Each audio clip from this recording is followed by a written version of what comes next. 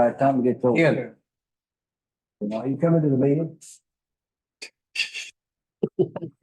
This workshop. Don't get too quiet on it. Well, everybody's listening. Councilman Rivard. Come on up. Okay. He said he'd be here in a few minutes. Call this workshop meeting of the Lavaca City Council to order on this Monday, January 29th at 5:38 p.m. And then as usual for workshop meeting, we will skip the formalities and but I do have to ask if there's anyone here that wishes to speak before council on a topic that's not on the agenda.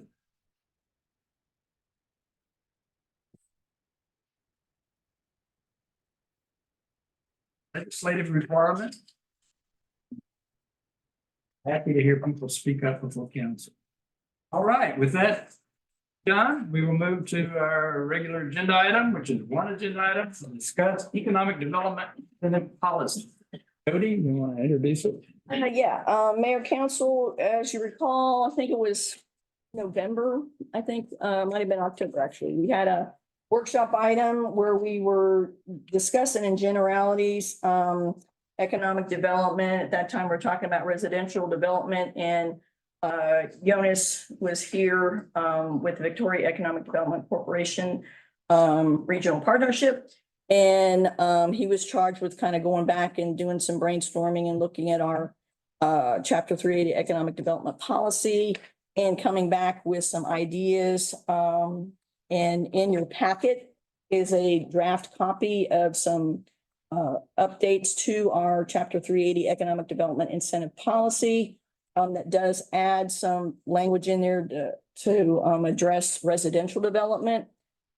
So I've asked Jonas, and Diane Russell is here as well, to kind of help us in this discussion, workshop setting, to kind of look at what he's done and then kind of open it up for other ideas, exchange, ideas or what he might have or what others in the community might have, with the objective of coming up with policies that will facilitate development in Port Lavaca. So with that, let me introduce Jonas Titus with Victoria. Good evening. Thank you. So a lot has happened since we were here last. We've had some, significant announcements in and around Port Lavaca. Some, large projects, great capital investment with job creators. We'll be talking about a couple more of those Friday night. And we continue to be a very active time for folks that are interested in researching and doing due diligence on pretty substantial economic development projects, especially here in Calhoun County, and the impacts of those. How do we prepare ourselves to capitalize on those opportunities? Kind of begot us to think about this in one hand, and then the other hand is how do we maintain kind of our vigilance and keep folks interested and make it cost effective for the developer side of residential developers to make it worthwhile or desirable for them to consider projects within the city limits of Port Lavaca. So with that, we kind of at the time started taking notes at this meeting, and we were trying to keep two things in hand: is more or less any and everything, and then the second thing was to not financially obligate ourselves necessarily. It's not nothing that we put forth dedicates any resources or pots of funds, but it's intended to put everything on the table, keep it as wide and open as possible. And from the staff perspective, it's a likeness to cast as wide a net as possible, see what has value. There's nothing to say that we can't tighten and hone the policy moving forward once we understand what they like and what they don't like, and what has real value. Or hopefully there's a lot of interest that we want to protect Port Lavaca interest and further capitalize on the economic benefits of development in our city. So we've kind of incorporated a lot of your thoughts, a lot of Jody's thoughts, and a lot of our thoughts, and more or less just kind of said, basically, this is a long way, several pages long, of basically saying everything's on the table and we'll evaluate everything on a case-by-case basis. At the same time, when we did draft of remarks. We were, and I apologize for this, unaware that there was an existing 380 policy from 2016. And so luckily that was provided to us. So this is also an attempt to merge existing policies with this residential component so that you would have one easy to decipher, understand document rather than several different existing programs in place. And you'd have to steer the appropriate project to the appropriate program. So this more or less puts everything under one bucket as far as from a 380 perspective.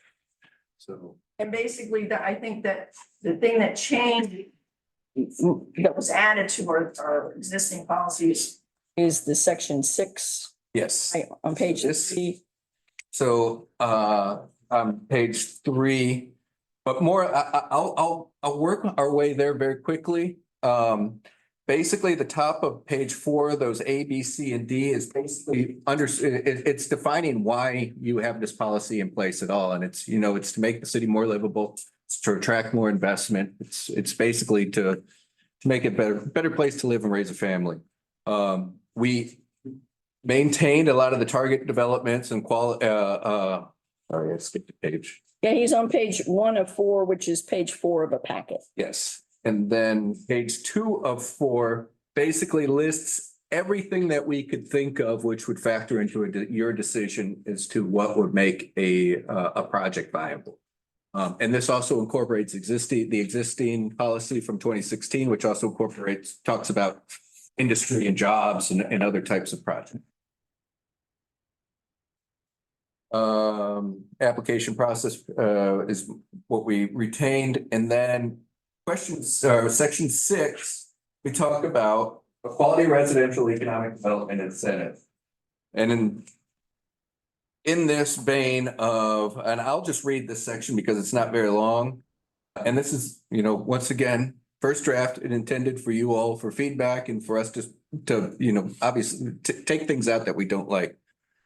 Based on the number of new residential dwellings constructed on existing city infrastructure, City Council may choose to rebate all or a portion of city ad valorem taxes until a residential dwelling is purchased or more than half the units developed are occupied. City Council may choose to rebate sales taxes on all materials purchased within the city for construction and completion of the home.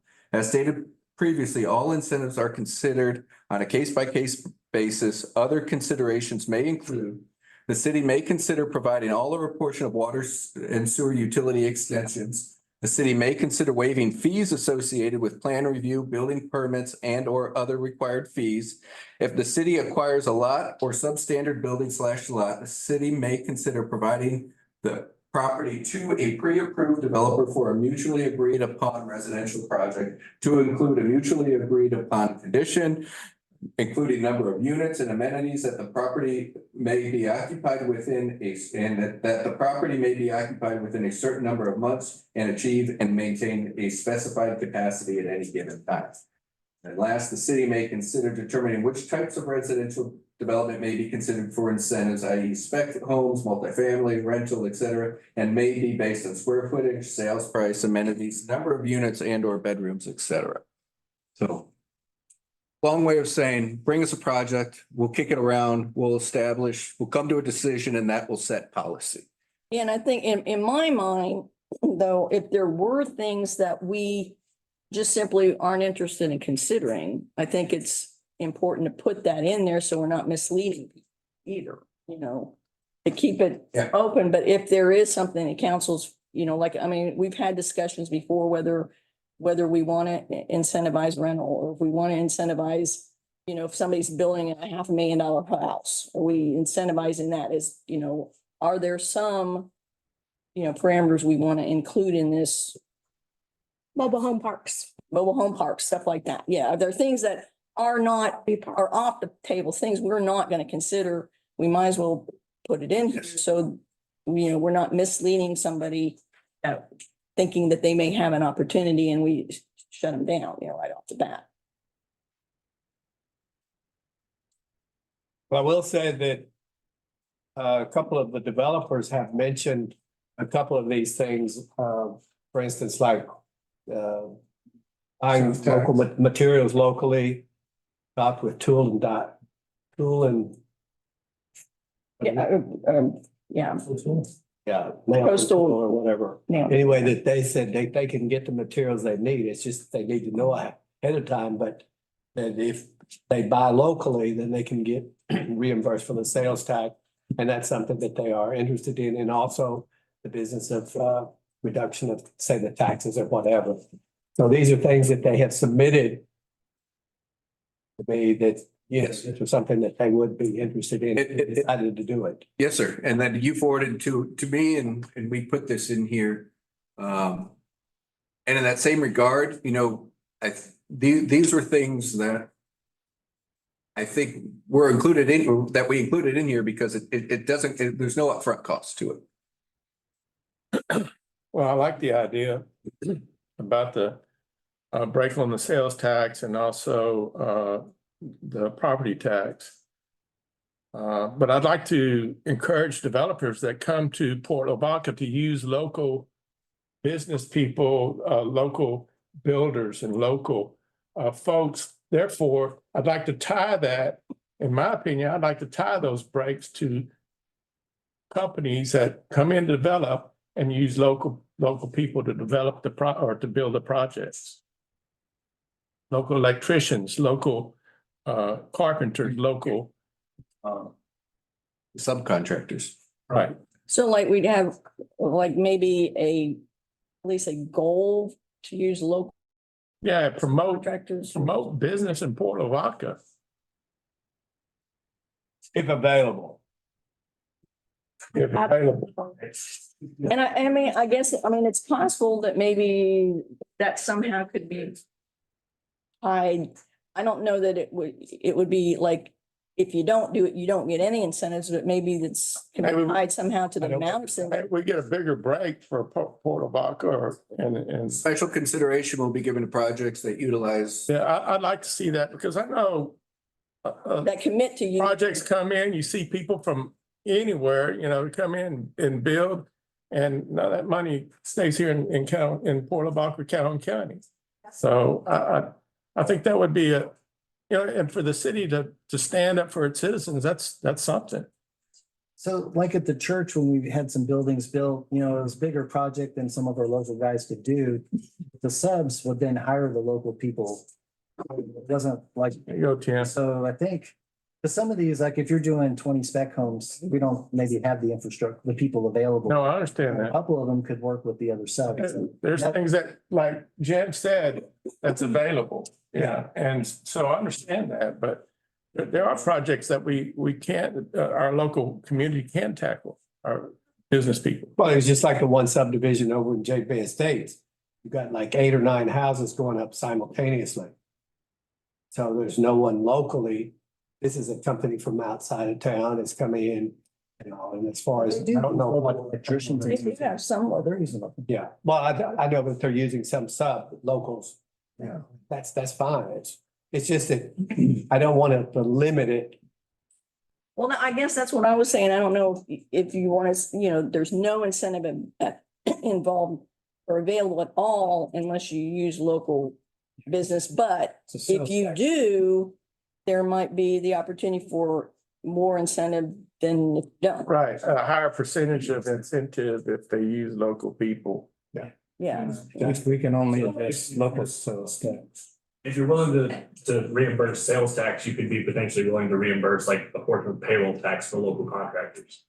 Anybody that's listed as a Port Lavaca or Calhoun County Hey, resident. what, if we can, Yeah. if tax breaks to Formosa, we can definitely give tax breaks to our own people. Something, I don't know how that would work out, but if you could use them for if you really want to tie it into town. Yeah. Talking about taxes. Yeah, I like that, Mr. Weaver. It's-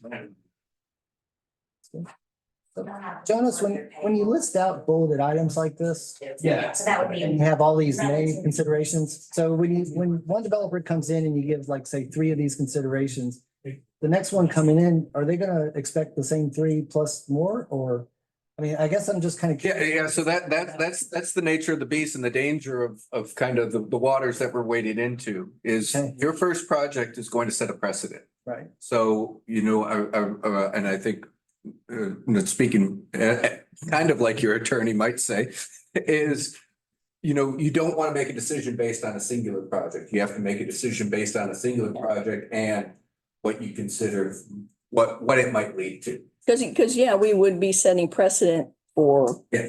other projects. So if we kind of wanted to speed up development, what if we put like a window in there between, say, let's say, pick 2025 to 2030, any development during that time is going to get the incentives. That way it would speed up people's thoughts. Okay, hey, I want to go down there because there's a window there and I can, build there at that particular time. You could set some minimal thresholds and say this policy and then has a term on this policy. That's an avenue you definitely can explore. Well, there's some other variables concerned because talking to, well, he was a former student, but anyway, he's talking about Freddy's Burgers or whatever, and he said what we're looking at is interest rates at this point. He said, what's going to happen is going to happen. He said, it's planned, it's going to take place, but he said, it's going to depend on the interest rate and things like that. And so I don't like the idea of setting some sort of okay, if you can't do it within this period of time, no luck. I think we just have to be general enough, like Jody was talking, that we said it in such a way that it appeals to people, it works for people, and make sure that everyone understands when they talk to us, okay, it's going to be on a case by case. Mm-hmm. And that's, the flip side of the dangerous waters of setting a precedent is provided you're not being discriminatory, you can amend this policy moving forward and tighten it up and hone it once we kind of see which parts of this work and which parts of it folks that, appeal to that. Or, you can set a term and then you can always extend it, that you have that ability as well. I'm going to call on somebody because he's talked with me a lot about economic development, and that's Robert. And I know, don't be shaking your head back there because I want you to give us your input on this also because you do know about business and development. Well, I think everybody has some interesting ideas. I think where I'd start is I'd point to the expert in the room and say, Giannis, what do you think? Or, what do you think of these ideas? How would you rate them? Because you've seen them before that. Are we in the direction we're going, the right direction, or would you choose a different direction? Because as we kind of throw ideas out there, I think, I know we're all trying to go. But I think the more complex we make this in terms, especially like incentivizing things, giving rebates here, having monetary sales tax, having monetary payroll tax, that is a lot of moving parts that someone's going to have to monitor. Also, too, when we think about like building a car. Okay, so we want to build this car. Okay, this car's going to run on something. That car is the city. But the fuel that's going to power that car is your sales tax base, is your ad valorem base. So as you give that away, you're giving away some of the fuel that's going to be used to power that car. Mm-hmm. So what happens if you build the car and have no fuel to run the car? So it's a very interesting dilemma. Is it rooftops? Do you focus on rooftops? Or do you focus on ways to generate sales tax revenue, improve your sales tax revenue base so that you have funds to do different things? And so at the VDC level, I see that as a macro level for our area. And if you just have a macro strategy problem, for the area, is what's going to be our micro plan of action for Lavaca? Because those two things are very different. And so I think we should take a micro approach to it, relying on some macro expertise we have here in front of us and figure out what's the simplest way of doing some of these things. Because we want to focus on building the community, and what does that look like? And also too is We'll put together a strategy and we're gonna execute that strategy. We'll have a game plan, but who's gonna be in charge, who's gonna be our community person, who was pulling our, like our offensive coordinator. To make sure all those moving parts are functioning correctly. Otherwise, we have a great game plan, but nobody monitoring it, nobody helping us at a micro level implement it. What we do is we lose the game because we can't execute our plays. So it might be better to start with a micro approach versus this big macro approach that we're kind of looking at. And I would wish to get Alex's opinion. Yeah. Of course, yeah, so kind of the VEDC Regional Partnership Macro Strategy, and this is, our historical bread and butter. We're a jobs organization, where jobs are our capital. So our whole goal, and we feel that, you get more able-bodied, well-paid individuals within the region, then they choose where they invest for their homes, where they enroll their kids in schools, and where they do their shopping. And that wealth will be spread and disseminated around the region. MicroStrategy is kind of where can you get that competitive edge? But also at the same time, considering you want to mitigate any financial repercussions or impacts. So kind of my main kind of takeaway from the previous workshop and kind of the thing that was at the top of my list was that temporary or percentage of a recommendation would be an ad valorem rebate. I think that's property tax rebate or for a period of time or a percentage.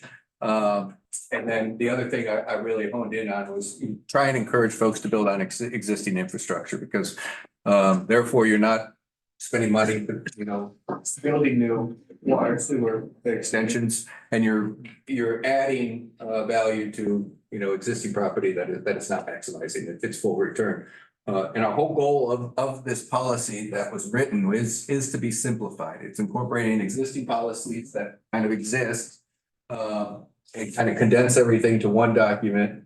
It's hopefully easy to understand and easy to manage. So it was based on a lot of the other input, but definitely a lot of other things are included. Raise my hand.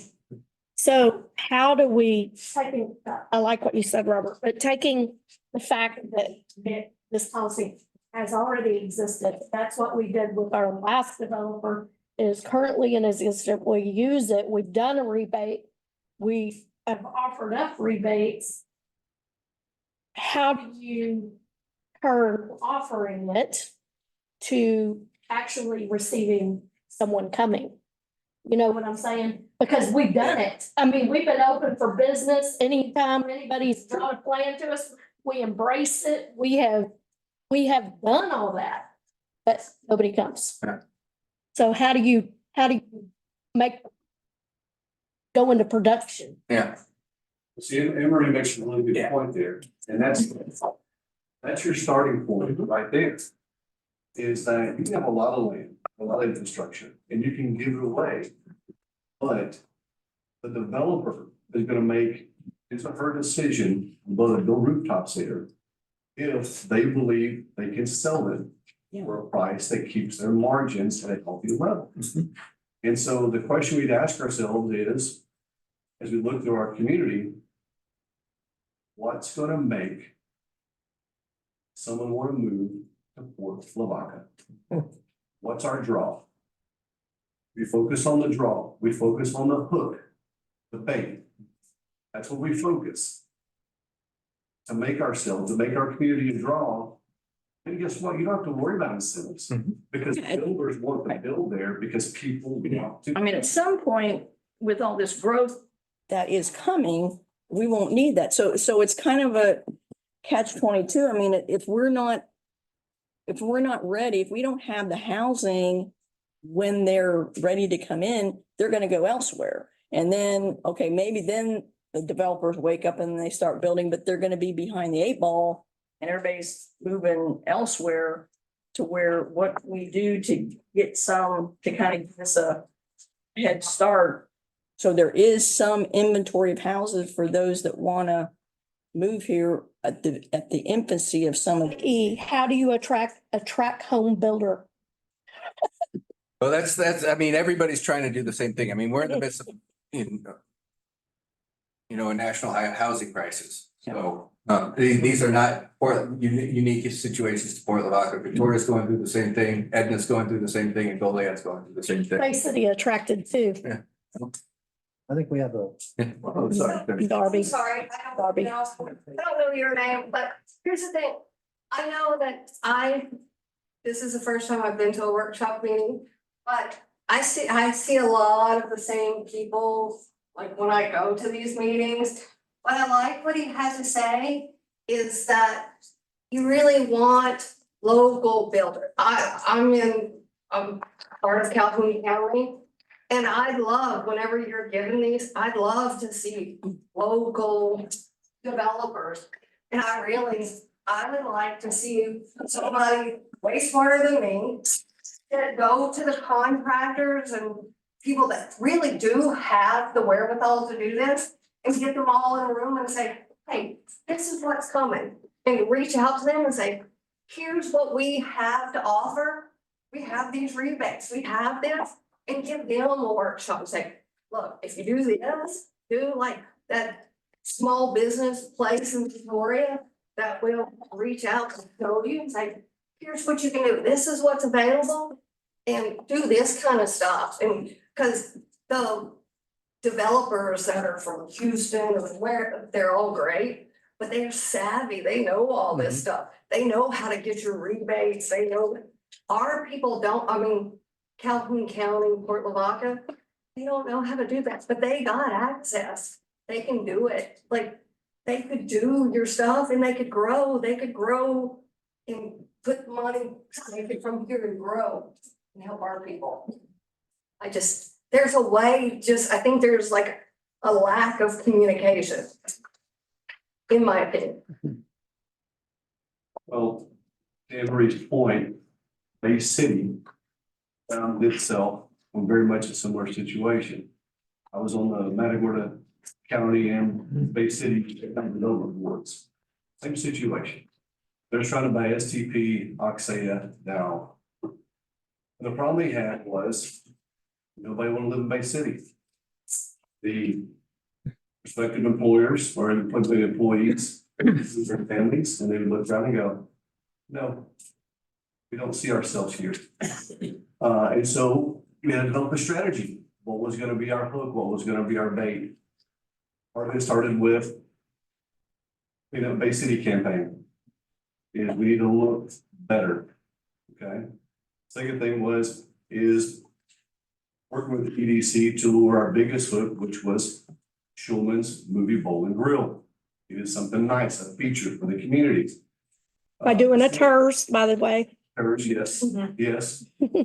TERS is very important to and also too, is then you start getting builders interested and they're like, okay, look, now we need a Starbucks. Hey, guess what? We already have a Starbucks. The next thing they just got was the Chick-fil-A. Is that you need those features in your community. You need those hooks to make people want to live there. That's one of the things that I think that should be our biggest push is finding those hooks. Whether it's through local businesses or bringing in a couple more chains, that when people drive through our community, they go, yeah, I can see myself here. Because guess what, folks? I mean, the big joke of Bay City is it's Bay City, but it's not on the Bay. I was just up there at the Camo Fest. That was when, you talk to some folks coming from out of town because they're working on some of the solar projects up there and things. But I think that should be our focus right now is cleaning up what we have, make it look better. Like a realtor will tell you the first thing you do to sell a house is declutter it, put a fresh coat of paint, making our community look better and not focusing on home runs. Focus on the base hits. We're working with our local business owners, focusing on those base hits, helping them dress up their businesses, okay? Helping them be better business owners. Getting those base hits, because base hits win games. I want to put, oh, go ahead, Justin. More that we shouldn't be offering incentives to be. Hmm. we should be investing. That's the macro. No, that's the macro. The incentives are like, are macro, sure, really, you know, is if you have a place that people want to come, builder's gonna build there. Mhm. You know, there's a tremendous amount of cash money that comes into the coast. You know, and we're sitting on an area that is, if done right, could attract a lot of investment. I consulted for the McCombs group that does resort properties waterfront resort properties. And they do the Reserve of St. Charles Bay, Palmilla Beach Resort, Puerto Reyes, that kind of stuff, but their biggest fear in Rockport, because their clientele was coming in from Houston, right through Lake City, right through Port Lavaca, down to Rockport. Their biggest fear, our biggest fear at the time I was with them, was that these communities would get it right. And we give people a reason to stop here versus drive all the way down to Rockport. There you go. That's our focus, folks. And the incentives are already there, Justin. So I mean, this is great. I love the changes in the policy and so forth, but we already have that, really, in essence.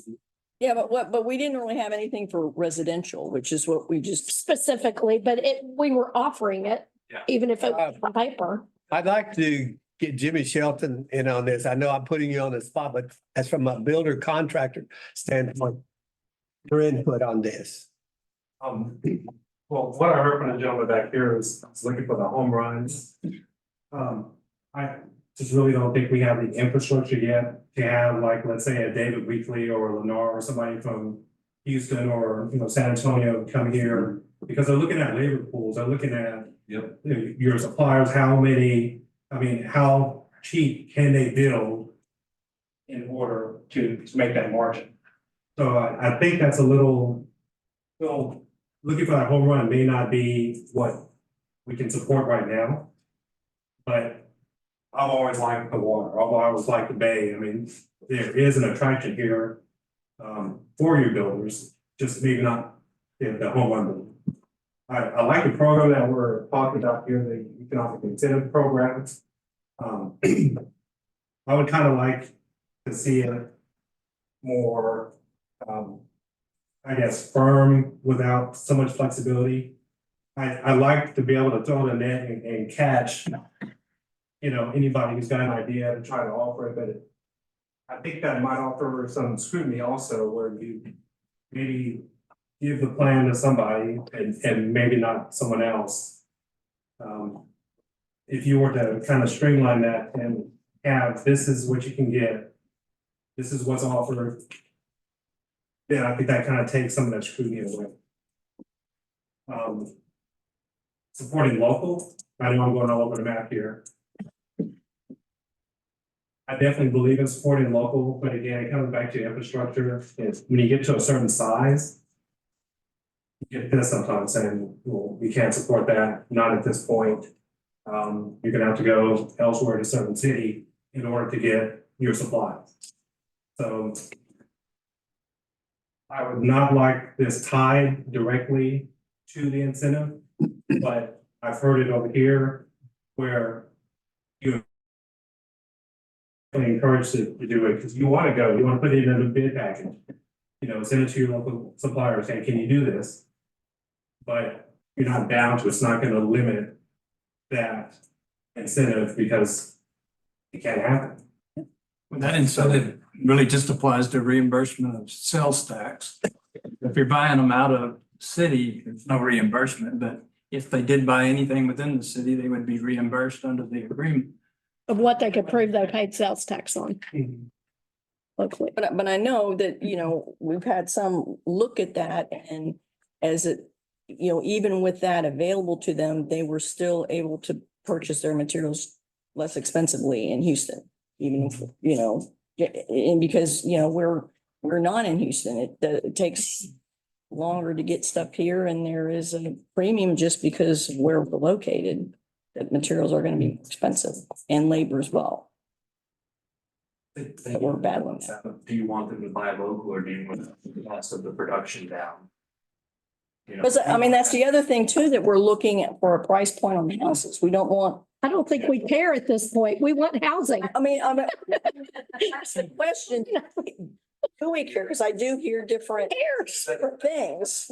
I mean, Because there's a part of me that does care, like, it does, if you want all of your developers, there's a part of me that's part of the issue that I have, like, on there, yeah, I do, because that's a problem that, you know, we keep talking about the water, but there's also a bunch of there's a whole bunch of people that are, like, you quote unquote, blue collar workers, or whatever you wanna call it, you know, I've worked in the plants and stuff, that you're gonna have to go where the work is, and you just can't hear in Port Lavaca, there's just not housing for people that don't really care that it's on the water. They just care that you don't have housing that's affordable, that's not really old, but they just like to have housing for their families. Or if they're single, that they just want something that's decent, no offense to anybody. Larry Nichols said a word. The school district has had a problem with housing forever. Or I don't know about forever, I can tell you about since 2000. And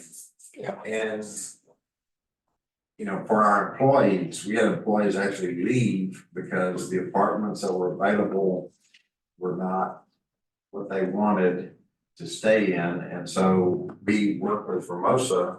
Formosa gave us 19 houses in Point Comfort that we rent at a 3/4 rate to the staff. And those houses have a waiting list. And then they're not super, I mean, we go in, the school goes in, renovates them to a certain degree, but more like rental property. And keeps them up, but it's a great program. I mean, we've been able to keep people by saying, hey, you know, you can rent something here for $600 a month. That's a big part of your salary. And so, you know, it would, I'm sure there's city employees probably that fit that category as well.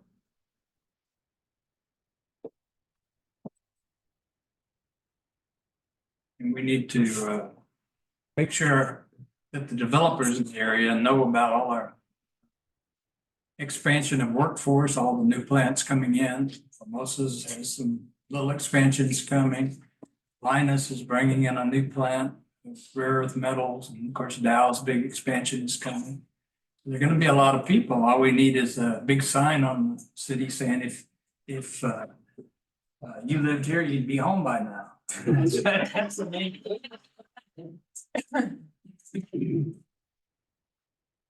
Is it possible to set up a system in which you negotiate?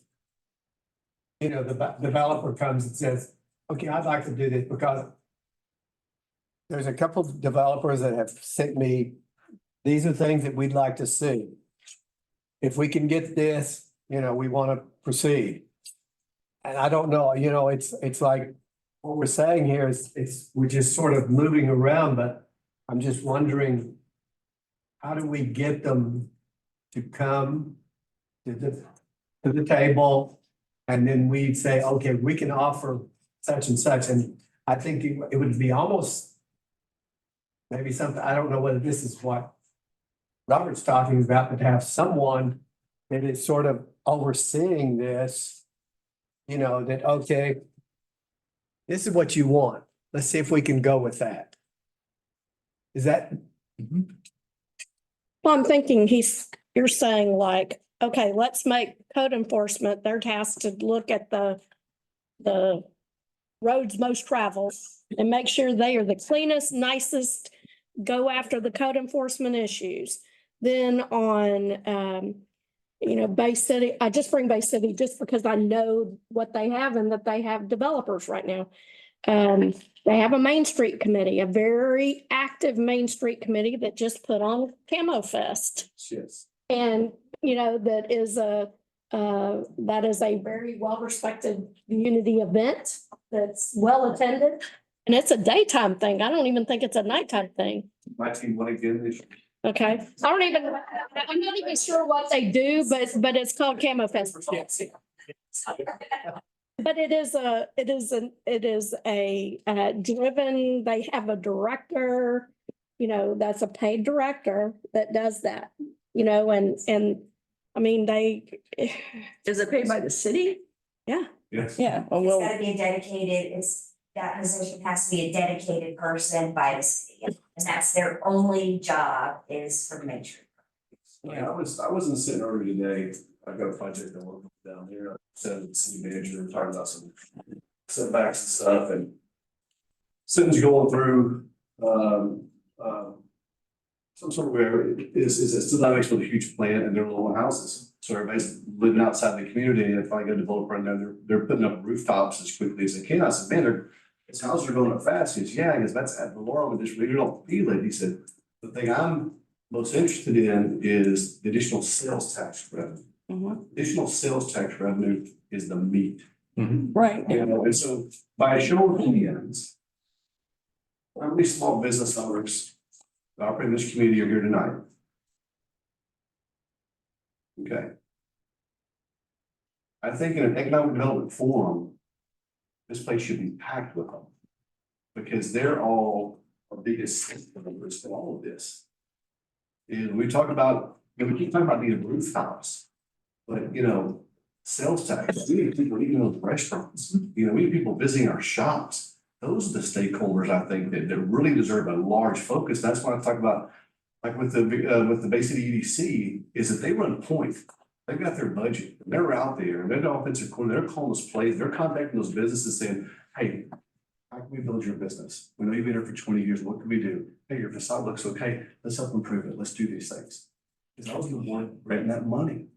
They're infusing those micro economies, within Fort Lavaca. And unfortunately, Robert, just to let you know, that 1/2 cent sales tax is captured by the county for property tax relief. Oh, Well, that's a big difference. But that starts a discussion then. Okay, so this is where we want to go. Then we start having those discussions at a county level. How do we figure that out? Yeah. Or what mechanisms can we put in place? But just if nothing else, having your local business owners, those local stakeholders, those organizations that are open 6-7 days a week that are creating jobs. Also too, is they're creating the experience that people have when they come to communities. Is that food good? Is it not good? Is that restaurant clean? Is there any place to shop? Those are all of those little things that when people are looking to buy that house, I've been in places where they have beautiful big homes that they can't sell because their community has nothing to offer. Or they live there because they got a big house for a cheap price, but they spend their money somewhere else. And so I think that's one of the places that we start is engaging with folks who are creating the sales tax revenue that's vital, absolutely vital. They're supplying the fuel, folks. Talk to the people who are supplying the fuel and say, hey, what can we do to help you print more fuel? This engine, this car that we're trying to fit. Well, if they wanted to upgrade their business and maybe do some improvements on their business, which might attract more customers, which in turn, that's what we're looking at, more customers at their business to get the sales tax and they get the business. If we, as the city, said, okay, if you want to upgrade your business and we'll hold off on increasing your property tax or in the city property tax. I know the county has to agree too, school district. Well, we want to increase your property tax for 5 years, give them a rebate, abatement, just like we do for Mosa. Hey, they're developing and they come to us or come to the tax assessor and say, hey, we want to put this business in, but we can't afford the tax right now. What can you do for us? Local people deserve that more than they do. And if they want to improve their business and they want an abatement, we can give them an abatement. It's going to, in turn, give them more customers. Plus, more sales tax revenue. So that little bit that we'll get from increased property tax on amount, and it'll be overall good for the entire community. Right, it's just those base hits that continue to win us the game. I'm gonna put our new staffer on the spot here, Diane. Excuse me. Diane and I have worked in other parts of Texas in economic development. And when we recruited her down to our team, she's got a lot of experience working in downtown, so working with small business, working with retail. It has a lot of success at it, and that's one of the main attributes that we wanted her to join our team for. We knew we were building this regional coalition and take advantage of that expertise for these our regional partner. And one of her first weeks in town, being never been in this part of the state before, came down to Port Lavaca, and her boyfriend was coming back to visit the next weekend. And she says, "You got to come see this town." He's like, there's just, it just excited you and there's a lot of Yeah, potential. and I will say that, I agree with that. I did want to show him Port Lavaca because I see so much opportunity here. And I will be rolling out programs for the small businesses and doing some workshops and some education and try to find some funding and some grants, because a lot of the small business owners, they don't know where to go for help and for education. And if we can do it for free, then let us do it for free and team up with other people and find other resources to help. When I look around here, one of the big things, to your point too, is kind of cleaning things up. You look around and you see a lot of empty storefronts, and I think I had asked somebody before, I'd like a list of all the vacant properties and buildings and stuff like that, because it gives me something to work with, something for me to sell, to market, to show people. Because there's a lot of potential here, and say, we're on the water here. I mean, this could be what's missing. We need to market the city, and I think there's a lot that we can market it with if everybody comes together, but definitely start with these small businesses, because they are the bread and butter of any town, if they are the bread and butter of the United States. And I think that we can get some really good things going. Yeah, and to your point, I mean, I'm always encouraged when we have people that come and visit for first time they've ever been here. It's amazing how, without exception, I think they always have the same comments that this is awesome. This is a great community, and sometimes they see things that, kind of gloss over because we're not paying, we don't see it from there as a new person, Right, because you're Yeah. here. So, I mean, again, you've got the marina here, you've got the water here, you've got so much, it's not some little town in the middle of a landlocked place where it came from that doesn't have a lot of different things. This could be, oh my gosh, I just get excited when I think about it, because it could be so much more than it is. There's a lot of potential here. And again, I think it's just bringing all the right people together. That will eventually include those contractors and those builders. But we've got to get it visually nice and clean again too, to where people go, oh, look at this cool little place. And that includes, a lot of times, I think a lot of small business owners get tired because they're working, 7 days a week, 20 hours a day, trying to do what they're doing. I know staffing places is really hard these days, keeping staff. So we've got to work with them and try to help them. And, we're going to have some hits, we're going to have some misses too, but I think there's a lot of potential here. Well, there has to be some sort of organization, because when you consider that 60-something% of our labor force lives somewhere else. Yeah. 4:30, 6:30, 4:30 in the afternoon, 6:30, 7:30 in the morning. You see this continuous line of people. Former students that live in Victoria or live in Corpus are driving back and forth, and they've said, we want to live there. This is where we grew up. We want to be here. But the thing is it goes back to housing. And this is the reason why I said that, we can talk around it and talk around it and talk around it, but there has to be something laid out so that somebody is sort of bringing things together so that these things can happen. Well, and while the city can offer an investment incentive for home builders, the tax code already provides that provision. They can do a real property rendition and say, this is what we have in the dirt, we're only paying tax on that, without sticking it to your nickel or dime. And so there are provisions in the property tax code that already allow the appraisal district to manage some of that so that you can focus on incentivizing business. Because part of the reason some of them live out of town is there's nothing to do here. When they're in their 20s, they want to go to a nice dinner, they want to go to a movie, they want to go out. And so that's part of it. Like, you have a way to get builders here, and if the local builders don't know that that incentive is available, I think it's something we should work on getting out in the world, because I live here in Calhoun, but I am the chief appraiser for Victoria.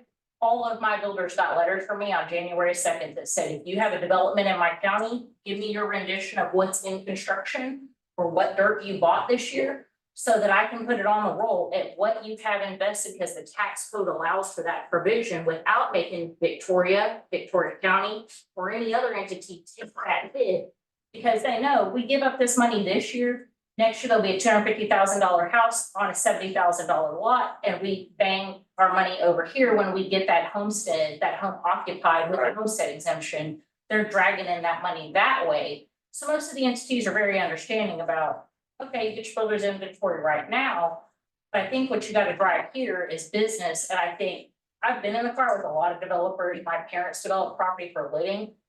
Their biggest hesitation in developing in Port Lavaca is the look of the city. They are petrified that if they put in rental property here, somebody's gonna have to drive past a bad portion of town to get to the waterfront location and be like, I'm not sure that I wanna drive down this road. And I think that's been historically, even several years ago, when we put together the project of potentially zoning the city and other things, that was one thing that kept circling back, even from people who'd only lived here for 6 months. Their biggest complaint was getting code enforcement up to date. I mean, there's a house on Virginia that's had the siding ripped off of it for over a year now. It's still standing, and we haven't done anything. Those are the things we've got to take care of and clean up, because developers don't just drive our main drags. They're going to drive the entire city, because they want to know what they're putting their money into. So, I mean, I think rooftops are important. We have to have the water sewer infrastructure to manage that, and the jobs. But the jobs are what is going to get people here, because then the builders will come. Because you're having that economic boom, now we need to drop the houses. And people living in Victoria, I promise you, if you start building houses here and they want to live in Prologue, they're gonna move. They just are. I mean, we see it in Victoria all the time. They want a smaller community. They want their kids in a smaller school system. They want that draw. They will pick up and move. But I don't think the city has to take a second hit on the head to home developers when there's already provisions in the tax code to give them. As a member of the Fort Lavaca Planning Board, I'd like to just kind of speak to something that recently happened. We passed an ordinance about signs, an update to our sign ordinance. Some of you guys might be familiar with that. We had a massive amount of people take down their decrepit old signs. Victoria Sign Works was backed up with business, from restaurants having to go in and fix their signs. We've had several people go and just knock down the old rusty metal poles that were sitting there. And then the motion on that, anyone die. I had people approaching me, I'm a small business owner as well, I had a decrepit sign, pulled off my property right before we passed that thing. So I wanted to look. Lead by example. That thing has been sitting there since Barbie when it blew out. Yeah. And I went, And I think, and that's, so I cut it down because I knew the ordinance was on the books for Monday. I cut it down the weekend before, and I went, yeah, get on that.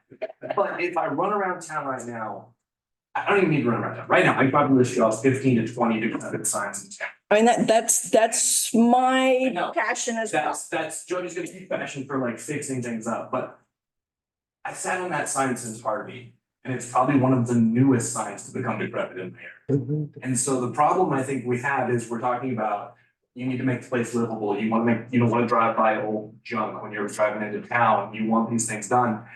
A lot of this is gonna come back to how much of a jerk do we wanna be with code enforcement? Right, and that, Say, you haven't had siding on your house in 6 months, your permit is expired.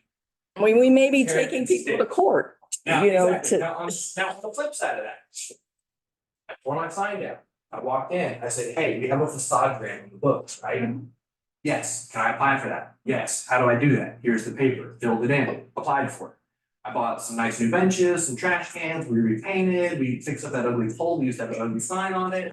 Place looks great. I'm getting people coming in going, oh man, your business looks awesome. Great job, good job, good job.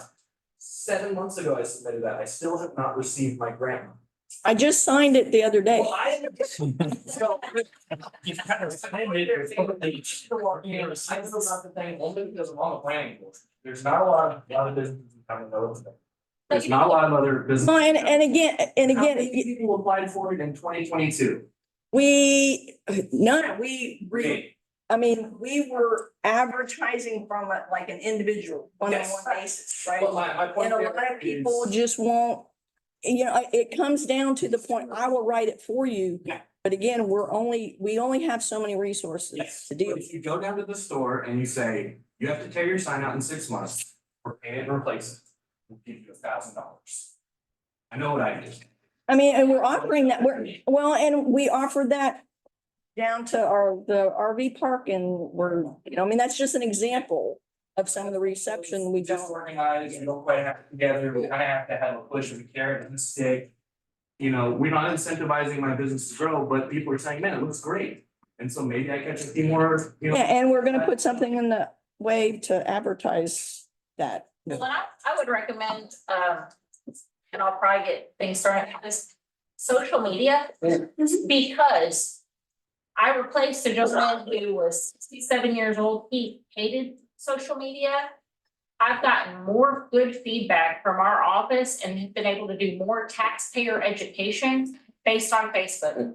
Because the vast majority of my group, they're not looking at the newspaper. I mean, the Advocate puts out 3 editions a week. We went all day before somebody goes, hey, I need the newspaper to check, the notices of things for sale or businesses or whatever. Because nobody's reading the newspaper in my office, much less in my community. And I understand it's one additional thing somebody has to do. We divided it across 2 people in our very small office. We've been successful about pre-planning what we're gonna do. But that's one of the reasons that I think you become more successful. You're putting it on social media, and here's the deal. Especially if you make a group driven towards small business here in town, they're gonna all share it to each other. You'll have to post it one time, within an hour, it'll be posted, reposted probably 100 times. And we work well with the chamber on that. Right. Sort of things. And so that might be the thing, is like, hey, did you know? An FAQ, did you know the city of Port Lavaca offers a facade grant? Did you know this? These are who to see. This is the thing, because the vast majority of people, I did 1 mailer and 1 Facebook post, and I've had 9,000 people in my office in the last 30 days filing for exemptions they didn't know they qualified for, that had never been told they were supposed to come back in and apply. Because that was the law at the time. And so it sometimes takes time or money to make money. And that's kind of where you have to get, what's the best way we reach it. And most small business owners here in Calhoun are the younger generation. They're not looking at the wave. Yeah. And so the wave is a good thing for your older group, but we got to find a way to capture that younger group. But on that note, I would say that as to the paper, I know there are a lot of people that the first thing that they do read the paper. So I think if you capture all types of media, but along to the note is, I like his point that if you're sitting there and you're saying, okay, clean it up, and we offer incentives, that if you go and let's say you make a push and go down Main Street and say, okay, clean these up, we're gonna have all of the things that once you do, that we say, okay, or once you say, okay, you're gonna go do it, then if you submit the paperwork, that it needs to be timely and stuff, because then people go, well, there's no point, because it's, and that's part of it. It sounds like there's grants available if you're a business owner for different things that could be immediately resolved. For some of the things, you could immediately see a cleaner Port Lavaca, but you just need to make sure it's once they. Shelton had something. Yeah, just some feedback from boots on the ground, since I have, a number of rental properties here. I have a lot of younger renters who are professional engineers, just 2 months ago, I had another tenant come up and said, we're gonna be moving here shortly. And then I asked, where are you going, and, they didn't have to divulge the information, but they decided to buy a house in Victoria, so they're leaving. I said, well, our house around here, They just found a house for just too expensive. They didn't want to spend 300,000, but they, spend 200,000. I see that. It repeats itself over and over. So that's one storyline I see. The other storyline is I have parents who have children graduating from college who want to come and live nearby. They come by, they check our inventory. We're full, they look around a little bit longer and then they're going elsewhere. So to just Laura's point, I think inventory is still a crucial matter here that I think needs to be addressed. And maybe we do that temporarily. Get some sort of push to drive that. Maybe put some bounds on it, for a certain number of years. Because once the momentum gets going, I think it's gonna take care of itself. And pull it away. I mean, we currently have about 20 houses I counted over the weekend under construction. Most, not all, but most of those are spec homes, but I think they are all close to 300,000. Custom. It's interesting. I just received a text message from someone that said this property over here, Stanley's, 2022, 205,000 is the value. Then in 2023, this past year, it doubled to 400 and something thousand. That's the property tax. $200,000 difference. And that when you've got something like that, it's. But Jim, you have to put the onus on the owner to, Oh, I don't understand. I'm Protest. just saying Yeah. that. I mean, that's his fault for not Thing it will protesting him. is the market value. But I think, I'll be the bad guy. Protest, yeah. I've got half acres in Victoria County and I can confirm some in Calhoun County going for $62,000. That's nothing you can do about it. That's the market driven values coming out of it.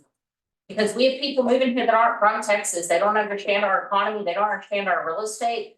Buying this half acre in whatever other state would have cost me 150,000, 62 is still, I'm gonna buy it.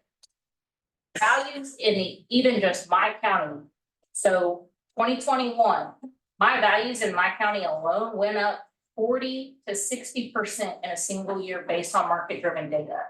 Last year, it went up 50 to 70% based on market driven data. That's nothing that the city did. That's nothing the appraisal district did. That is driven data facts. And it was universal across the state. So there's a point that you're not gonna be able to control the housing prices. And I gotta tell you, I built a home here in Port Lavaca less than 10 years ago. It cost me $250,000 to have it constructed before I even paid for the lots. And I got a steal on the lots. I'll admit that. I got 2 lots for 20 grand, which was unheard of at the time because lots in Redfish Retreat, individual lots were going for over $20,000 at the time. But if almost 10 years ago, I couldn't build a house here in Port Lavaca, and I mean, my house is less than 1,900 square feet. I could not build that house in the city of Port Lavaca for less than $250,000 because you're required to have windstorm coverage here. The only thing that makes it cheaper in Victoria is they are not paying tier 1 construction costs for windstorm or insurance. So I think we have to calculate that in. You have to factor it in. And you can't build a single home right now for $100 a square foot. $220 is the last price that I got from a contractor that I deal with in Victoria all the time about what they were charging in Victoria. That's before we even deal with windstorm. So I think we have to acknowledge what labor costs, Clarify that it's not the city that requires the windstorm, it's generally the lender. Right. So that is. no, I mean, It's lender, that's out of control, but yeah. but the building code does require it to be built to the standards that then, that they have to be standard. Meet in order to get the insurable, right? Right, it has to be insurable, but we don't have to, We have to have, we're not. you don't have to show us a, Insurance, no, but it does have to be built to a higher standard than those houses in the. absolutely. right. But I mean, again, those are all things that. By the very nature of it. No, right, that's one of the advantages of living on the coast. There's also, I just wanted to take a moment. There's kind of one theme that I've kind of heard here recently is this awareness. So whether or not we adopt a more robust policy, and how do we communicate that, or existing tools that are available? How do we ensure that folks are aware of it? And you know, with our new staff and our new programming coming on to support and be a part of the Port Lavaca effort is we want to build, you know, at least a new website that's on our to-do list. And maybe that might be a mechanism for us to use as a way to, at least, because it'll be folded into the broader regional economic development website, that non-local kind of development base will be able to, there'll be another avenue for them to see opportunities here. Maybe an opportunity that doesn't presently exist. But also with, you know, supporting Tanya and the chambers, figuring out a better way, I mean, potentially a better way that folks know that the existing tools available for local small business. And I know Diane's excited to be a part of that effort. And I do want to just mention, in case those that are aware, you know, when we're talking about things up and everything, believe me, that's on our focus as well. We did, as Justin mentioned, in part, we did adopt some new ordinances last year, gearing towards just that, which had, but they're for new businesses. You can't really go back and force existing businesses to meet those unless they're going to make major changes. So that's kind of where the incentives and stuff, I guess, come from. But I mean, we do now require landscaping for any new businesses. They have to, you know, enclose their dumpsters. The signs were, you know, it's not as easy as I was hoping, but yeah, it's because it costs money to do that. Even when I say I will pay half of it, well, I pay half of it. It's just getting people excited to do that has been a challenge. But without, and we try, you know, our policy up to this point, at least, has been code compliance versus code enforcement. We're trying not to be heavy-handed with people, understanding that there's a lot of people in town that don't have the monetary resources to just go out and do it. So we're trying our best to work on them.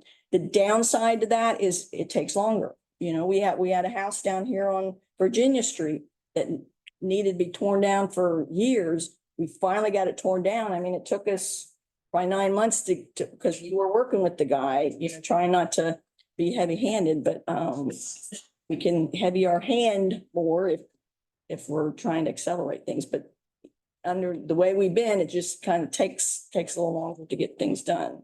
To that end, my question would be like commercial business.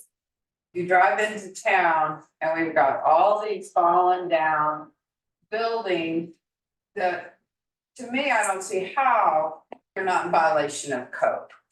And so if we can work on it with the residential, how can we work on it with commercial businesses that, like you said, resources, but they won't sell either. And so they're just kind of sitting there, falling down, waiting for somebody to walk under them and get hit on the head by an awning. And, you know, from a chamber standpoint, that's what we get. That's what people see. And and that would be a direction from council is, you know, if we want to start. Because there can be substandard buildings too. I mean, most of the things I'm reviewing these days are residential. Yeah.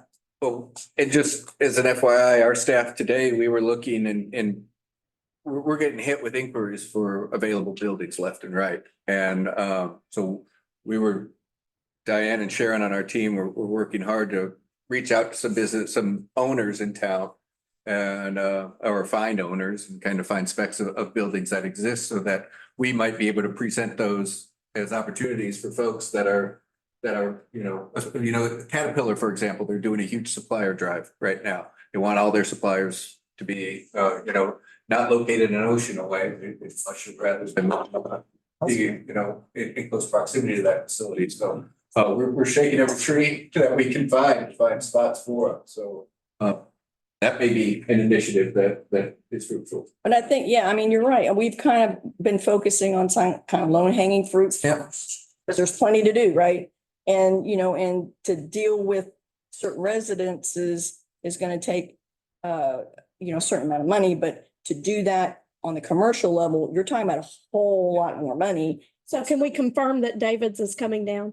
Hmm? Can we confirm that the old David's is coming? They did get a demolition permit, yes. Got no walls left. I haven't been on that part of town today. They have. Fill up this weekend. Yeah, vacant lot right now. Haven't heard anything. But again, even on down, and I looked and I'm That's gonna look much better as a parking lot than a dilapidated building. like even on Main Street, some of those buildings from a structure standpoint, they really need to be torn down, but the historical significance, you kind of hate to tear it down, but then, I mean, we've got some that, I mean, it's gonna take. I mean, you could throw 15,000 at it and do nothing. I mean, you're talking $500,000 on some of those structures. And so, and these people don't have that kind of money either. At that point, because I would actually turn to the council to, in the future, be more heavy-handed. Not just because of the aesthetics associated with the buildings, but also too, is that we can walk right down the street here and they pose in my opinion, a significant health and safety risk. Now, I promise you, if we had a category for Cat 4 head towards right now, we'd all kind of freak out and go, that building's gonna go, that building's gonna go, that building's gonna go, that building's gonna go. And just the amount of flying debris and the damage associated. That's what kind of concerns me the most, is just what will it take? Who has to get hurt first before we step in and go, hey, business owner, you can't have 32,000 tires, old tires in front of your place. For all this old metal where it's old shrapnel that in a category 3 or category 2 becomes, shrapnel for folks. That not only does it do physical damage to all the adjacent properties around it, the business owners who are taking care of their stuff and being good stewards of their stuff, okay? And then now guess what? That property doesn't have insurance. They didn't take care of the building. So guess what? Now my rates go up. I got to talk to my agent about my rates going up because that insurance, because I took care of my policy took care of my stuff.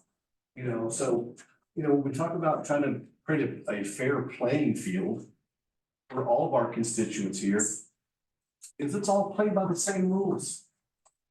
And if one business owner we have the expectation of one business owner doing something to be a good steward of his or her business, his or her property, the business owner too should be the same steward.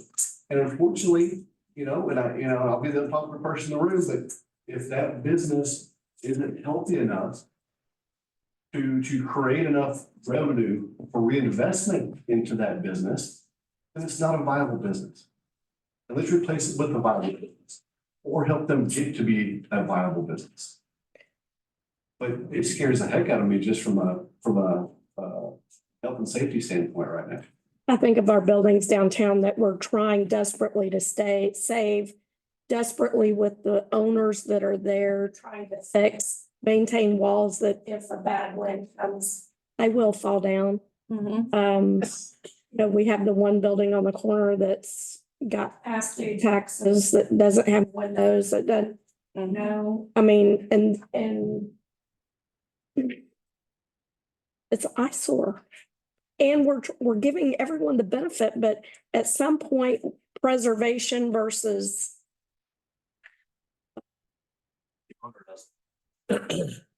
Well, the owner just says, I can't afford to do that. Right. I mean, that's what we get all the time. We just don't have the resources. So so it's a matter of, then you file on them and because I mean, you can't force them. I mean, I can't. No, we can't. I mean, it's sad, but. Take them to court and, I mean, it just. But we're. I mean, if they don't want to do the work to get the preservation, I've been through a big preservation thing in Palacios over the past year. Yeah. And there are preservation funds out there, but you got to go get them. Yeah. So when you say, when you talk about like beautification projects, like for that, when you're talking about like tax, like breaks and stuff, in my mind, if it wouldn't cost that much, like if the person said, I can't afford the upgrade. And we're saying, as a community, we would like to see the upgrades because it would help the community as a whole. I pay a lot of taxes. I just as soon help this person if it would help us as a community, help the business owner, it would help everybody. Because we're giving breaks to other big businesses and stuff. I just as soon help the small business owner that can afford it and help. I don't. It's not revenue generating though. It's just sitting there. In that case, maybe a case by case, but something Yeah. like that, no. Makes my property worth more so that they can sell it. Yeah, no, I mean, but on a case by case basis, so that there are times that I'm not opposed to that if they can't, for beautification purposes or whatever, where it helps. Well, you know what, Darby, make a good point, so if that's your position, then they can sign over ownership. Again, yeah. Yeah. Because what'll happen is Yeah. you'll spend taxpayer dollars, Mhm. we'll fix it up, and then they'll sell it for a profit. That's not what taxpayer dollars are meant for. If they care about the building, they can give it to us, or Yeah. pursue Emery's point, there are programs out there to keep these buildings upkept, even if you have to relinquish ownership of them in some parts. So if they're really concerned about the historic upkeep of a building, there are resources. If they're just there waiting for all the adjacent property to go up in value so they can sell theirs, That's what, yeah. then they need to keep up with it. So then resources available for the preservation And then give them 90 days. society. Yeah. Yeah, but this has been a can, this has been a Yeah, can that has just been kicked down the road and kicked down the road and kicked down the road, so I'm all for it. Oh, you're right. We run into that all the time. Yeah, the generational thing though, I can deal with, Tim. Okay, We do that through the tax office and communication. Victoria, I'm sure, does this too. So as long as somebody keeps paying taxes, right. even if it's the wrong person, If we're gonna Never start gonna- over, for instance, Yeah. gotta get everybody. yeah, no, but they need to just stop paying taxes so the tax office can take it and sell it. Yeah, but they won't do that. They can buy it back cheaper and have good title. Yeah. Yeah. I mean, there's a program. That's a good way to do it. Been there, done that. So just FYI, I mean, there is a program that's being kind of in the old town side where there's a grant and we're helping some of the community with these type of issues to get clear title. Residential, yeah. It's residential at this time. So, I mean, so there is some momentum like this, it's just starting. But so these are all good ideas that kind of complement that. So I'm a little disappointed. We've got economic development here and so few stakeholders that, get more people, more stakeholders here, more business owners. And, we're coming up with ideas. I'm sure they're full of ideas about how to help them develop their businesses and promote their businesses. So I know Mr. Weaver had some ideas and The only difference we. Can I ask? I'd like to hear from them because Which I'd. I'm not a business owner. Shake another stick at them, throw another ordinance at them, you'll get everybody in the. I don't want to make anybody mad. I want to hear Adopt it. what helps them. Councilman. Because I'm here for the city. Any other ordinance we've ever written, I've had. To update this. Owners come into my shop. So we go, have "What can I language in do there to for start residential." down? Yeah. What did you do to me? And as soon as we passed that signed ordinance. Signed ordinance. People jumped and they went, how do I remedy this? And then everybody wanted to know about resources, everybody wanted to know about the limitations. I had people all up and down the street talking to me about it. So you start enforcing or adding an ordinance about something, or you start going around and putting stuff on windows and shaking doors and shake the tree and see what falls out. People will show up to this meeting pissed off with ideas. Yeah.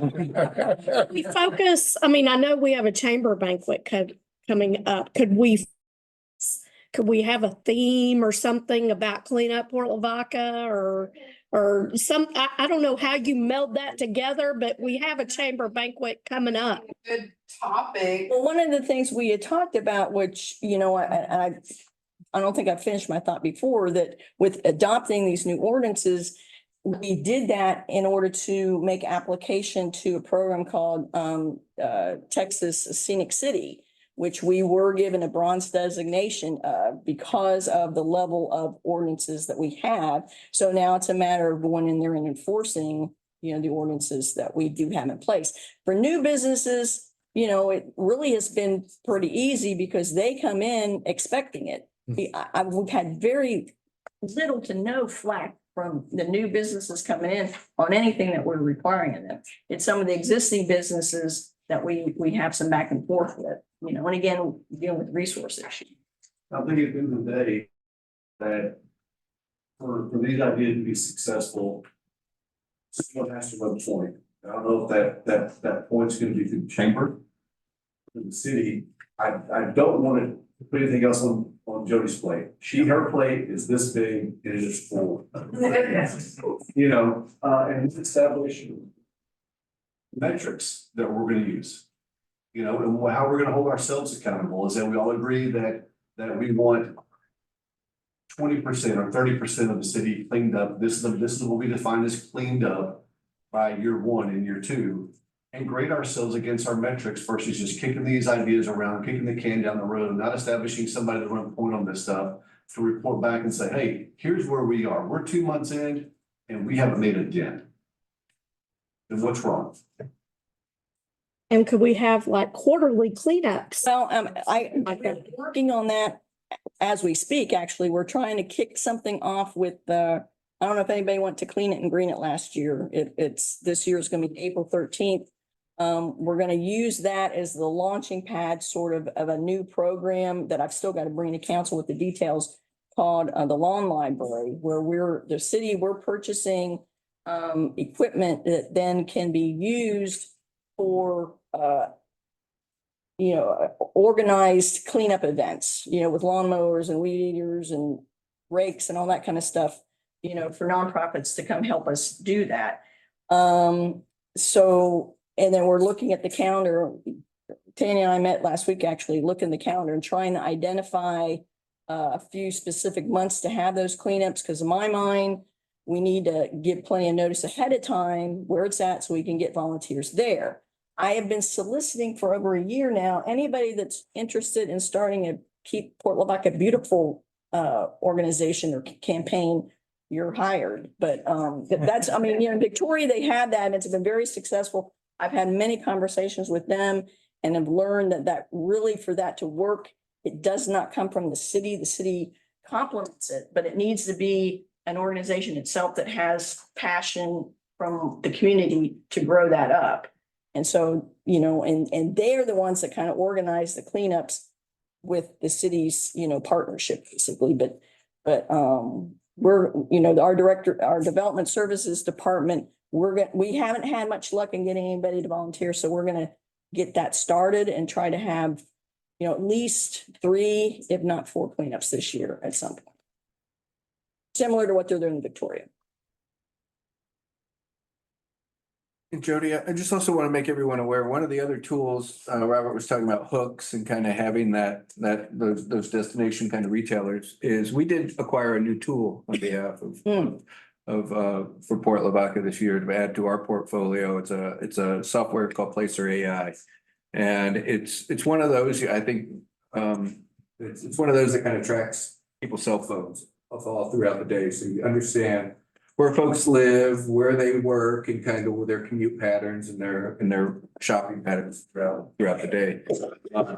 And so it provides another tool for us that we can help understand what those gaps are in the retail market. We can understand what those untapped opportunities are, and those it's not intended to compete with existing business. That's nothing that we would extol any of our staff time, but partner with the chamber and kind of see, where are those, everybody in Port Lavaca is going so-and-so for, a night out or take their family. We can kind of figure that out and then reach out to those folks and see if there's an interest. So Happens on Friday evening and Monday morning. Yep. Everybody goes to the valley and back. Huge operation. Okay, Jody, I think we need to start winding down. Can you explain to council what we're gonna be doing at future I mean, meetings. basically, you know, what Eunice has brought here, this is, you know, the 380 policy that was drafted or adopted in 2016 with a few edits to it. Basically, what the policy that was adopted at that time really didn't address residential at all. So there's not a whole lot of change to what was there, but we've added a component to deal with residential. I still think we probably need to do some tweaking on this. I think if you guys think about it, I mean, and to Jimmy's point, I kind of agree that we need to try and narrow the focus a little bit to give potential developers guidelines, focus on what we're willing to incentivize. I mean, I think I'm asking you guys to think about, rental property, yes or no? Because it might seem obvious, but there's been some disagreement on that, whether, single family homes. I'm thinking we're looking at spec homes, not, housing that somebody's already, a custom home. We're not gonna incentivize that, but, spec homes and, Is there a number of units or number of dwellings that is kind of a target? like, how many, Z, or is it, somebody needs? to come in and just build one, is that qualify, or do you have to build 3 or 5, or, just some parameters to it? As for at least initial minimum consideration. The other thing that we really hadn't talked about, and I just wanted to get your guys' feedback, because we talked about this on a staff level some, that, what if the city,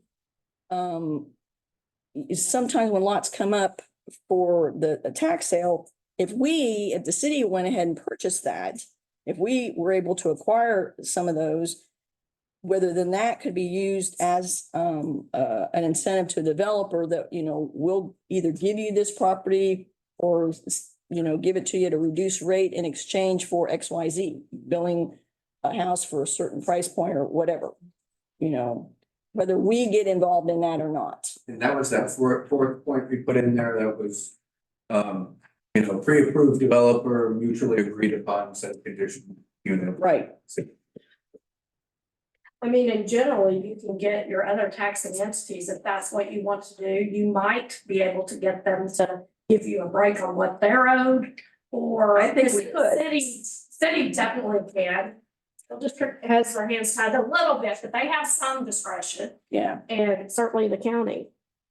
So I mean, is that something we're interested in pursuing some? I'm a little nervous on that one after the RV park issue, right? We're seeing this competing. Well, that's what I'm saying. I mean, it's the same thing. Yeah, I mean, There. no matter, we start with a heavy hand, we will have people complaining. So that's, where we wanna, Good thing, good thing. yeah. Well, that's- Boy, that means We used to have the old, we used to have the old Port Lavaca Pride, right? I mean, when I first got on council, we had a Pride movement and it I think it started off okay and then it just fizzled. They moved out into the county and stuff. Yeah, and that The was. people that were running it. Because a lot of it is to get the people interested and not have the heavy hand. And so, they moved out of city city taxes. But I mean, this tax incentive for residential that, I'm sorry, what is your name? My name is Carrie Whitcliffe. Whitcliffe. So, I mean, so, so there's that education component maybe. Right. Yeah, I think that's a great idea. Yeah.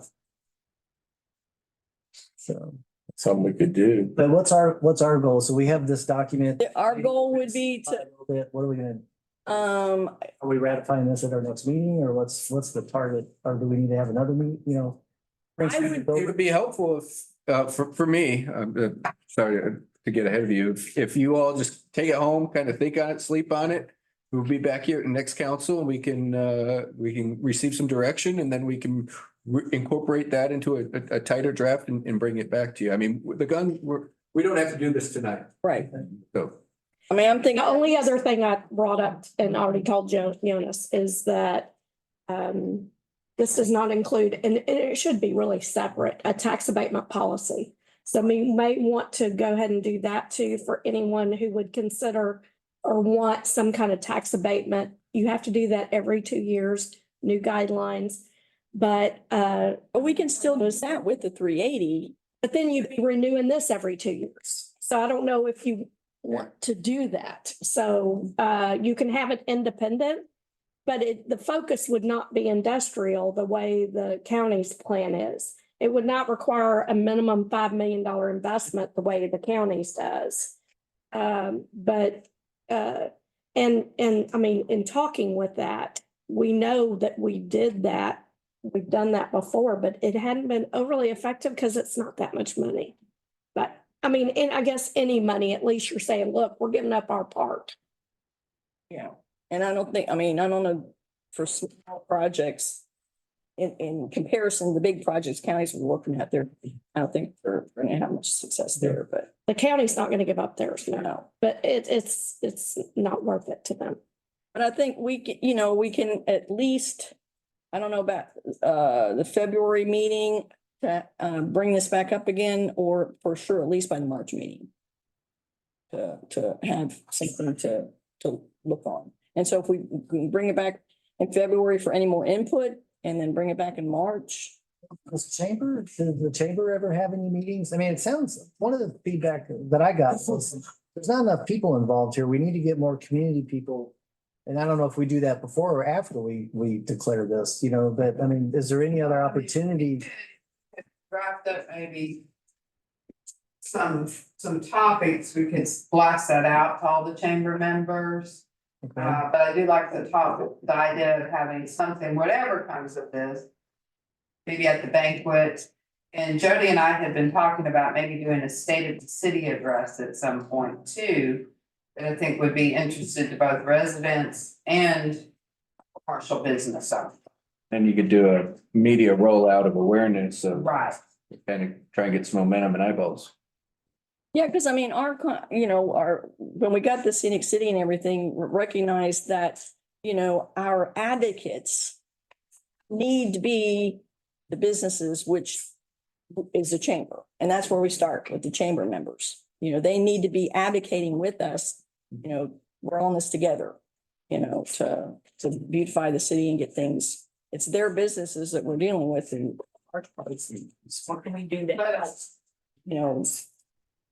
I think in our campaign, we really gotta focus on why this time is different. Because that's what we hear a lot. We've heard this before, we've done this before.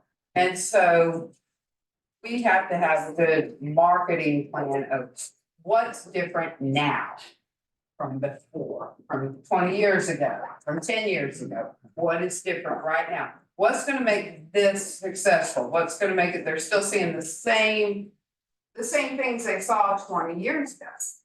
And so, Enforcement of some things. yeah, and so Gonna be enforcement.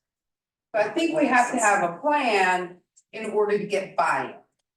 I'm like third generation Jews. Well, I'm probably the most pessimistic person in the room, that's fine. But like, I wanna have a conversation with you after this about the change. And I'll bring you some generational words, but yeah, there is a certain amount of just like. It's not gonna be any different, who cares? I'll believe it when I see it, I'll be the last guy to buy it. And I'm not, like, I'm obviously the first guy to take a sign down, I'm here, I'm helping write the ordinances, I'm reporting all the signs in town. But there is a certain amount of like. And I hope I don't get burned again. You gotta start somewhere. Yeah, no, that's why I'm. To your point, I mean, half the town wants to grow and half the town doesn't. I mean, Yeah. That's kind of the sense I get, There's a lot of that. And so, But you just have to want to grow and you just. Well, there have been a lot of well-attended funerals over the years, so But that. owners Getting out of it. yeah. Generation, yeah. some, But why now? Why not? They wouldn't have that being that generation. Why now? Because we have stronger control and more. You're not as old. Get out of the way. Not him. Well, we're gonna have a new guard in code enforcement, but yeah. Yeah, well, that's what, yeah. Over the last 10 years, things have come a long way. 20 years ago, it was pretty bad. I didn't want to do anything. They didn't want any enforcement, no zoning, no anything, let them do what they want. But a lot has changed over the last 20 years. I thought we would. Bayfront looks a lot better for it. But again, if you guys, send me an email, think about this and give us some feedback. And then we'll take it from there. And our staff, our team, we're in this 100%, anything and everything that we can do. Well, so one thing that might be good is to send Jody, everybody, we're talking about the hook. What's the hook? So whatever you guys see is the hook, for our marketing, maybe just. Identify it, because it's gonna be different for every person. So, probably some things that we never think of. So that might be a big help. Jody? Speaking of the waterfront, sorry. Oh, good. Speaking of the waterfront, there has been a lot of development to our parks and cleaning up harbors, and just the whole area is really looking good. Got the lower dock over there in the city harbor. Things are looking better. And not only that, we're having projects where we're gonna have a living shoreline. Oh, yeah, we got We've got, lots of money going on, or grant. we've got, and those should be starting relatively soon. So what's different is, hey, we're actually, getting this waterfront developed. Tell everybody the website where they can go track all those. Oh, yeah, I mean, if you go to the city of Port Lavaca website, www.portlavaca.org, and there's a button down on the front page, it says Projects Transparency. Click on that button and you can see all the work that we're doing, and you can go in there and look at the archive projects, the projects that are done and the projects that are underway. Yeah, and that, on Facebook, but yeah. And we did recently receive a notification that and I'll bring this to council at the next meeting, but we made application for a grant with the Matagorda Bay Mitigation Trust to extend the 10-foot wide shared use path from Bayfront Park over to Smith Harbor and build a small little fishing dock platform thing with some transient boat stalls to kind of, hopefully, people can come in, they can park there on their boat and they can go either to Tipsy Bean or go over to Bayfront Park or whatever. So we got that awarded. So of course, there's a permit involved, which is going to take a year to get, but and it's still a year to get the permit for the living shoreline. So there'll be a whole lot going on the year after next, after the permits. Yeah, I really believe people can see the differences now, and they'll be quite surprised of the big projects that are coming. Yeah, the living shoreline is a $13.5 million project. But Jody, this policy is very much akin to ads. Yes, I mean, it is. Yeah. Yeah. I think it's great that we're talking about portlavaca.org, but I have to go back to what was said earlier. If you put it on Port Lavaca Listens. Bottle. And it will be all over town within 20 minutes. They generally share our posts. And so I'm just saying that you put it there. It's coming for you. That's exactly the way it would be put. There would be no positive spin on it. It would be they're out to get you. Is I think all these projects, these grant funds and stuff, buildings. But never decide the fact that once it's built, even though it's built for free, it's handed over to the city. Right. And the city has to maintain it. So if we do not focus on generating, improving our sales tax revenue and our tax revenues, we are dead in the water, folks. Doesn't matter, because those things, look at us and those were some beautiful breakwaters 10 years ago. Those are beautiful park 5 years ago. So spend your money here. Yes. Don't go to Walmart Victoria, go to Walmart in Port Lavaca. Or Amazon. Or Amazon, yeah, there you go. That gives us sales tax Right. dollars. Right. If you live in Port Lavaca. Good. Okay, well, that's Been a lot. About it. I don't know if we adjourn. Thank you. Be honest.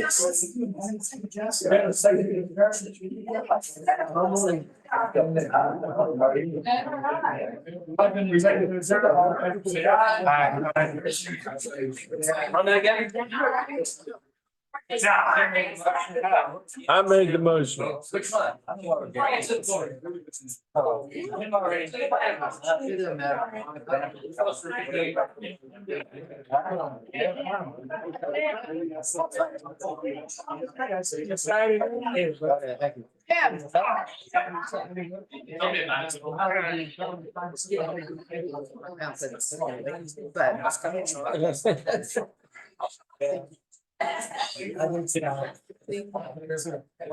Could have done it. So be thinking about that.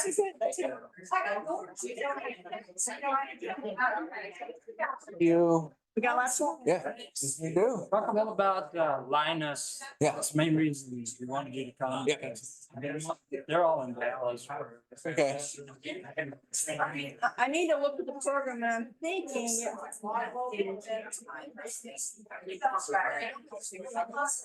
It might be full, you know, I don't wanna take up too much time for the meal. So I'm thinking we'll fit it somehow. Because when we introduce down, we're trying to, you know, Diane. we're excited about our, all our comprehensive stuff. Hey, do we have a staff meeting this week? Do we have a staff? Wednesday, what time? Doing anything there? I don't know. Everybody says they bought some property down there. I'm hearing that same rumor. All over, it's all over for most of us. Tired. And everybody's asking me, and I said, hell, they wouldn't tell me anyway. Even if I could tell. 10, okay. I mean, I know that the people that have.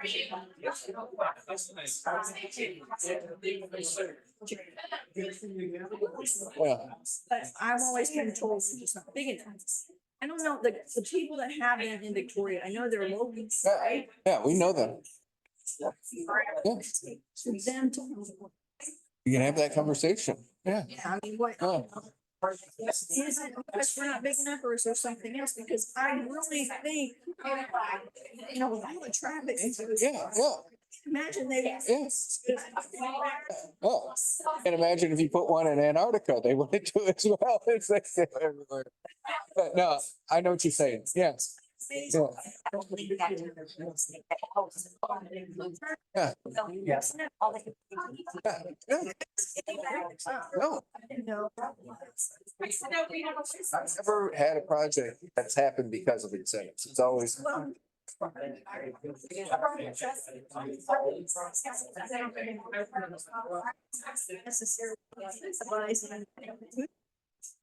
Somebody was wanting to bring a sit.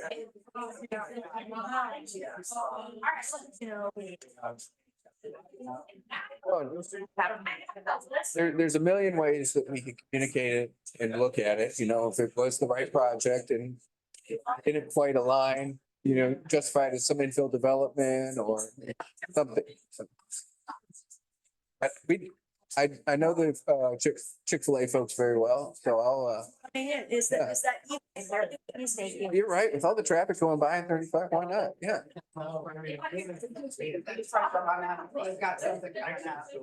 It seems like everybody in Portland eats out, Yeah. right? Yeah. That's. Nice. I might not be able to make Wednesday. I got a meeting that morning. Diane will be here and Staff meeting with. okay. But I would like to either communicate through her or to you, so I'm best prepared for what you guys want for Friday. Okay.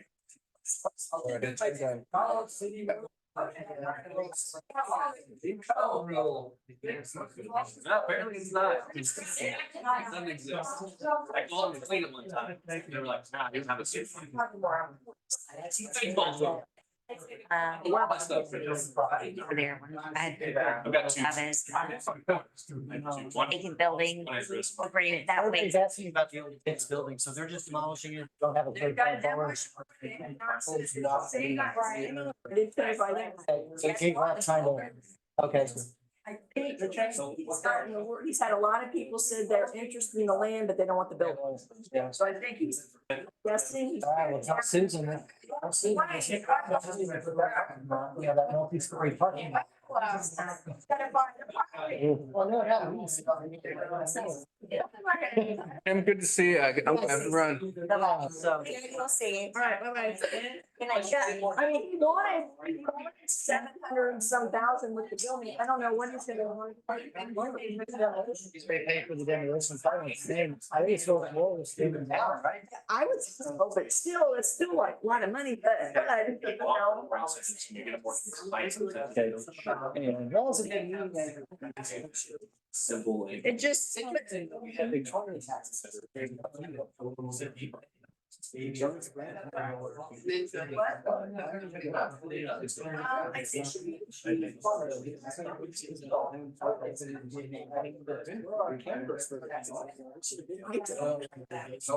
We're all.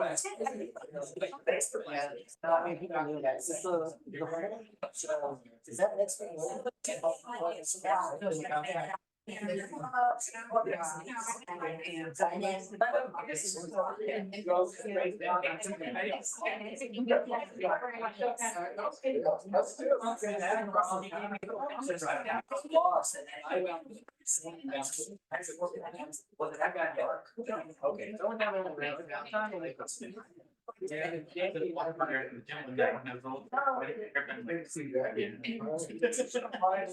It's a carousel. We can't even get a sign over within it to and follow it, right? Because I say, oh, you know, like Whataburger. I still have some cracks me up. Right, and I'm with you. With this. I mean. Instead of just. And he's, I said, no, I don't have enough money to do that. So. And my comment on that is from Starbucks. How far do we wanna get? What are they two buildings? They're gonna have some like. I always 7 feet. You know, or get into. That's what, we're trying to get buy-in. Trying to get buy-in, yeah. But maybe you can find, so the, so his. There's another small thing. And that's partially where your industry lies, right? And then you have to have your homes and then you have to have your city. There's a system there. Compliance ordinance. Well, they're, yeah. I brought this up a couple of years ago, but I don't know why or not. I mean, they're. Because with all these outside companies coming in, they're going. Buildings. Your tax section, you pay like a penalty. There is. And you have that. Yeah. Example or this, that, but I not feel that. I mean, they, you know, We don't. I mean, and once you do a help, then you can start Well, doing and like I more. said, now that justice is done,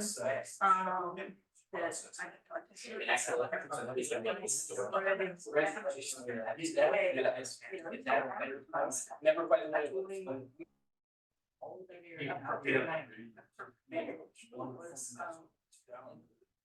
Auto parts shop, they're spending a lot of money and they didn't, you know, did they know?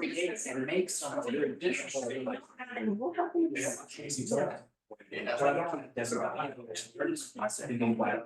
Get out of here. Well, yeah, once they've started though, you know, you got to issue, but. Yeah, but they haven't started Yeah. signing, so they still need to sign. So. Bringing in pipe, things like that, those are new jobs, that's money, that's. Still, better, be like me. Problem is, even though charge the, it's hard to remember. Charging them, Well, if we cut it for them, we could, yes. yes. So are we doing that all Yes. along Alcoa? That money. Because our guys are still cutting them. What's that? Okay, I have to look at that. We're doing that. We're doing sundown, right? So then that's the deal, right? Yeah, because yes, they're responsible for doing it. We get a lot of flack. Back on that. But.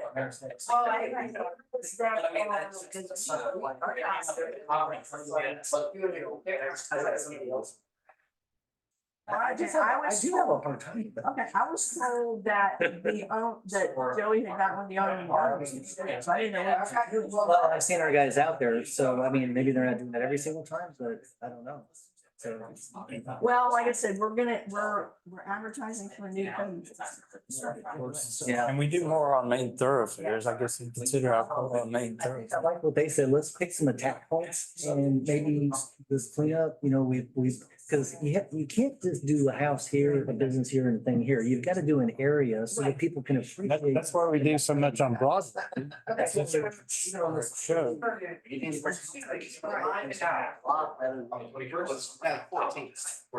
then people in So there. we're here, we be here. That's. I could. Gotta start somewhere. Well, and right, and that's the issue with the is that jurisdiction.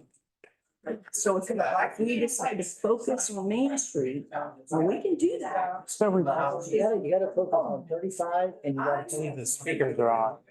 Right? So, I mean, those are the two hours. Yeah. I mean, Main would be. Part of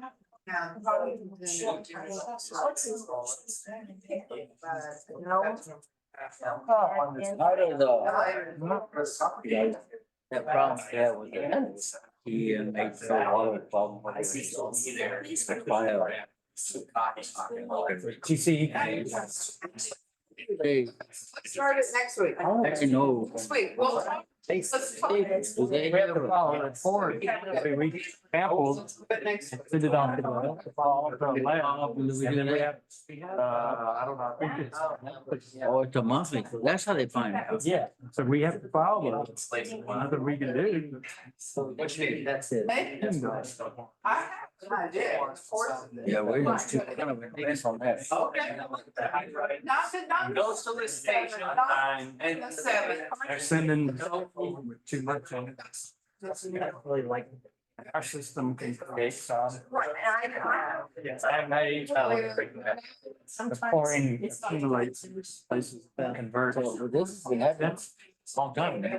Off and on. It's a lot. It happens. Yeah, I kind of like that. But if you just talk about.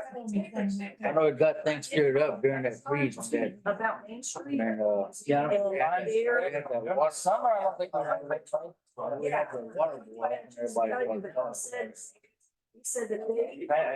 Yoga district is talking about it. Right? And The city, with the tank and stuff, will alleviate some of that. The current problem is you raise, sometimes doing something. Not helping. They're doing something right. They're gonna have to spend some money. to get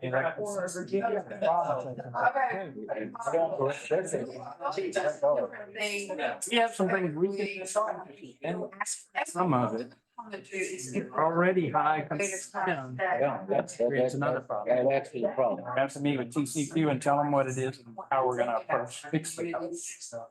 In the meantime, It's been a problem off and on. It depends on. in the meantime, the problem, Has to do with chlorine in the water. public is going crazy thinking, hey, well, we Okay. drink the water or not. But that's what they're Too much chlorine.